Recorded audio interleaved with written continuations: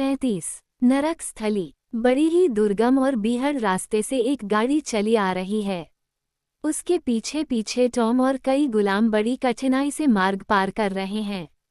गाड़ी के अंदर हजरत लेगरी साहब बैठे हुए हैं। पीछे की ओर माल असबाब से सटी दो स्त्रियां बंधी हुई बैठी हैं। ये दल लेगरी साहब के खेत की ओर जा रहा है। ये जन शून्य मार्ग मुसाफिरों के लिए वैसे ही कष्टकर था, पर स्त्री, पुत्र और पिता माता से बिछुड़े हुए गुलामों के लिए तो ये और भी दुखदायक था। इस दल में अकेला लेगरी ही ऐसा था जो मस्त चला जा रहा था। बीच बीच में वह ब्रांडी का एकाध घूंट लेता जाता था। कुछ दूर आगे बढ़ने पर उसको नशा चढ़ आया। उससे उत्तेजित होकर अपने गुलामों को गाने का हुक्म दिया। भला उन दुखी हृदयों से कहीं संगीत की ध्वनि निकल सकती थी। वे सब एक दूसरे का मुंह ताकने लगे, लेकिन लेगरी ने उन पर चाबुक फटकारते हुए कहा, गाओ स्वरो, देर क्यों करते हो। तब टॉम ने गाना आरंभ किया। मेरे यरूशलम सुख धाम, कितना मधुर तुम्हारा नाम। नाश जब होगा दुख का फंद, लूंगा तब दर्शन आनंद। लेगरी को टॉम का गाना बिल्कुल पसंद नहीं आया। उल्टा वह गुस्से से उस पर चाबुक चलाकर बोला, रहने दे अपने भजन वजन, मैं नहीं सुनना चाहता। मैं एक मजेदार गीत सुनना चाहता हूँ। अब लेगरी के साथ उसका जो एक पुराना नौकर था, वह गाने लगा। तुमको कहता कौन मनुज, बाबा, तुम राक्षस अवतार, हरते हृदय हारिनी निज पत्नी की गर्दन मार। बाबा, कपि स्वभाव हनुमत के चेले, ये सब है तब पापड़ बैले। स्वांग सभ्यता के वश खिले, केवल सभा मंझार। बाबा, ईसा मूसा का सिर खाया और सकल उपदेश भुलाया। इब्राहिम दास दल भाया थे जो कई हजार। बाबा, उस हबशी गुलाम के इस तरह गला फाड़ फाड़ कर चिल्लाने पर लेगरी ऐसा मस्त हुआ कि खुद भी उसी के सुर में सुर मिलाकर चीखने लगा। रास्ते भर मालिक और नौकर दोनों यूं ही गाते हुए चले जाते थे। थोड़ी देर बाद लेगरी ने एमेलिन की ओर घूम घूम कर उसके कंधे पर हाथ धरते हुए कहा, प्यारी जान, अब हमारा घर आ पहुंचा। लेगरी ने जब एमेलिन का तिरस्कार किया था, तब वह बहुत ही डरी थी। पर अब, जब इस नीच ने प्यारी जान कहकर उसके कंधे पर हाथ रखा, तब उसने सोचा कि इस मधुर व्यवहार की अपेक्षा लेगरी यदि उसे ठोकर मारता तो कहीं अच्छा था। लेगरी की आंखों का भाव देखते ही एमेलिन की छाती धड़कने लगी। लेगरी के छूने से वह और पीछे हट गई और पूर्वोक्त रमणी के साथ सटकर उसकी ओर ऐसी कातर दृष्टि से देखने लगी जैसे संकट के समय बच्चा माँ की ओर देखता है।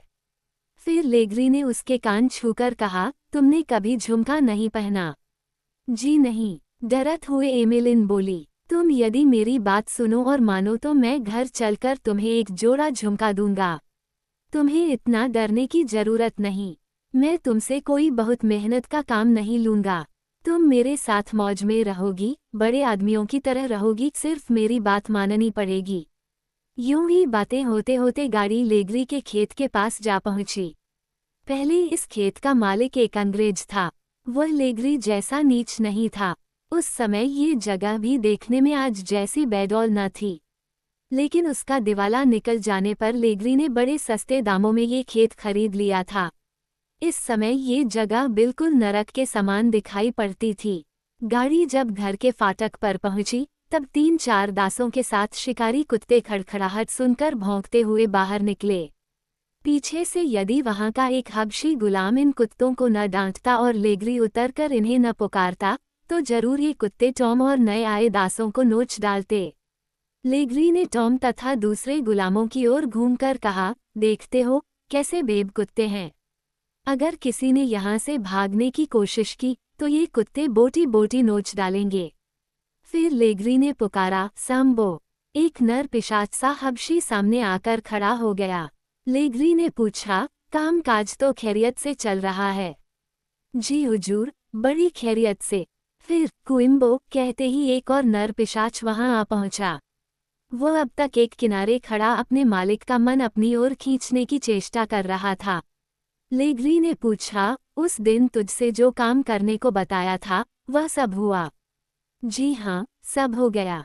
ये 2 काले पिशाच लेगरी के खेत के प्रधान कार्याध्यक्ष थे।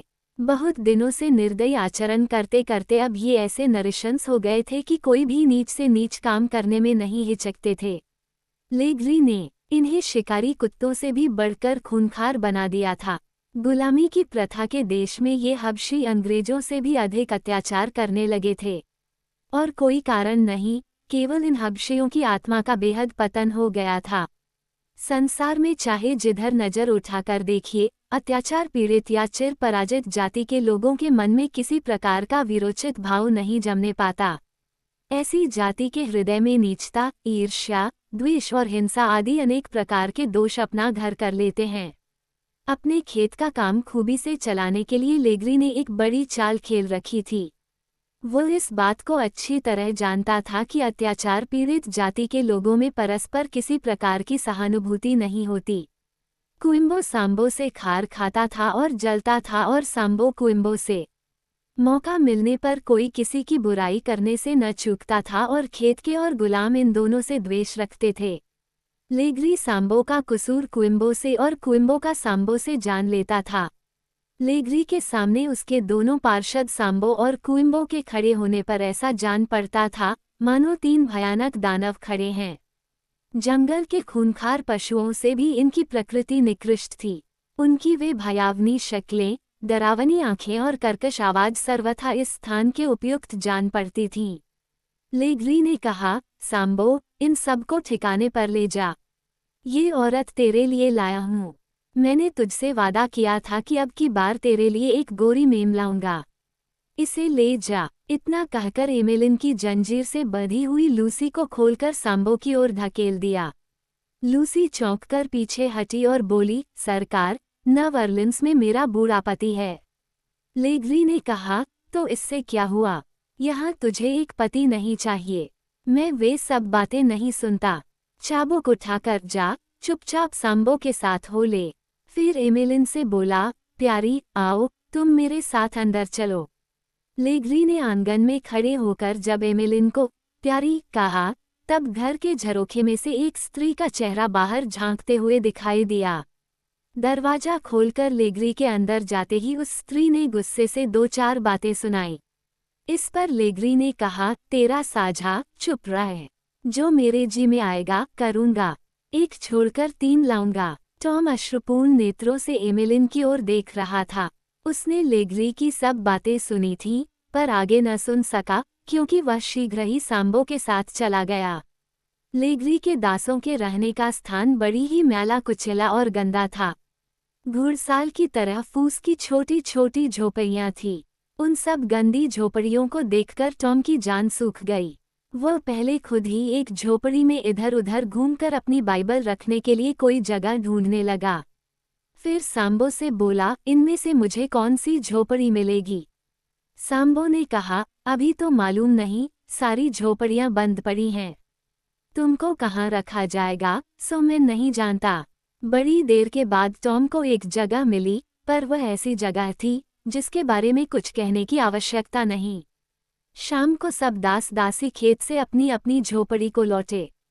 इनमें से हर एक के बदन पर फटे पुराने कपड़े थे, शरीर धूल से लथपथ और मुंह बिल्कुल पिचके हुए। अकाल पीड़ित लोगों की भांति भूख प्यास से घबराकर वे झोपड़ियों में घुसे।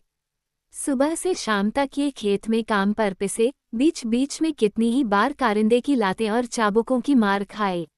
अब इस वक्त यहाँ आकर इन्हें खाने के लिए एक एक पाव गेहूं दिया गया। उसी गेहूं को पीसकर इन्हें रोटियां पकानी पड़ेंगी। अपना साथी होने लायक कोई आदमी ढूंढने की गरज से टॉम हर एक पुरुष और स्त्री का मुंह ध्यान से देखने लगा, पर यहाँ उसे एक बालक तक में मनुष्यात्मा की गंध न मिली। पुरुष पशुओं की तरह खूंखार, खुदगर्ज और बेरहम थे। स्त्रियां बहुत सताई गई और कमजोर थीं। उनमें दूसरी जो कुछ सबल थीं वे निर्बलों को धकेल कर अपना काम बनाती चली जा रही थी। किसी के मुख पर दया का नामो निशान तक न था। हर एक दूसरे को वैर भाव से घूर रहा था। सबको अपने अपने पेट की चिंता पड़ी थी। वास्तव में घोर अत्याचार सहते सहते उनका कलेजा पत्थर जैसा कठोर हो गया था। भूख प्यास के सिवा मानव प्रकृति की अन्य सब प्रकार की आकांक्षाएं मिट गई थीं। संध्या समय हर एक को जो गेहूं मिलता, उसे सब अलग अलग पीसते। दासों की संख्या के हिसाब से चक्कियों की संख्या बहुत कम थी। इससे बड़ी रात तक चक्कियों की घर घराहट चला करती। जो बलवान थे वे सबसे पहले अपना काम बना लेते और निर्बलों की भोजन बनाने की बारी सबके अंत में आती। लेग्री ने सांबो को जो अधिक अवस्था वाली स्त्री सौंपी थी, उसकी ओर सांबो ने एक थैली गेहूं फेंककर पूछा, तेरा नाम क्या है? स्त्री ने कहा, लूसी। अच्छा लूसी, आज से तुम मेरी औरत हो। ये गेहूं ले जाकर मेरे और अपने खाने के लिए रोटियां पका लो। मैं तुम्हारी स्त्री नहीं हूँ, कभी होने की भी नहीं। तुम यहाँ से जाओ। फिर ऐसा कहेगी तो डंडे से सिर फोड़ दूंगा। तेर खुशी, अभी मार डाल। जितनी जल्दी मौत आए उतना ही अच्छा। अब तक मर गई होती तो अच्छा था।